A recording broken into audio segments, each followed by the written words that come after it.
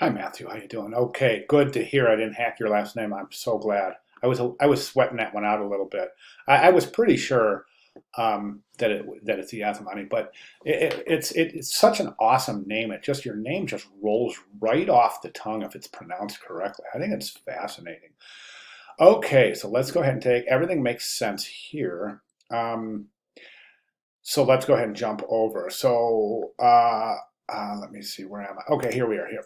I think it's really attractive. I do. I think it's excellent. I think it's memorable. I think it's fun. It's inviting. It's versatile. It's scalable. It's memorable. I think it has just about everything we really want to have in a logo. So I really only have one comment, and that's this. Do you remember in the specifications, in the summary for the specifications for this, it said, don't try not to use something that alludes to another organization. For example, if you're doing a logo for yourself and you're using, I don't know, the type for the kind of type effect for the original Star Wars movie, let's say, or something, or you're doing a logo using the same font that Metallica uses for their logo.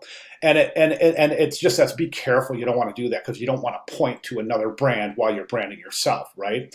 And in a little bit of a way, I think that the M is really, really close. That really super wide M reminds me of the M for Gmail. Specifically, the icon for email it fills with red when your Gmail account is opening.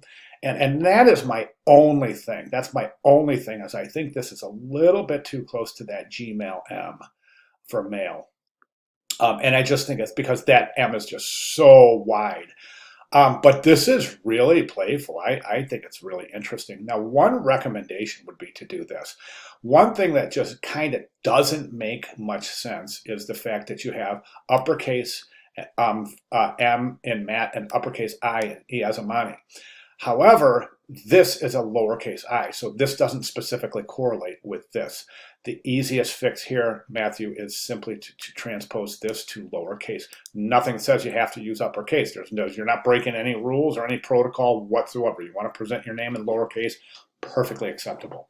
I think that the discipline graphic design and web design is a little bit small in relationship to the size of the mark and the logo, and the reason being is because right now, at this size, we can barely read graphic design, web design, but we can still completely make everything else. So that points to the discipline just being maybe a point or so is too small. Just consider that relationship and see how that works. But otherwise, really great job. I mean, I think this is fantastic. So great job. All right, good. Any questions at all, please let me know. Thank you, Matthew.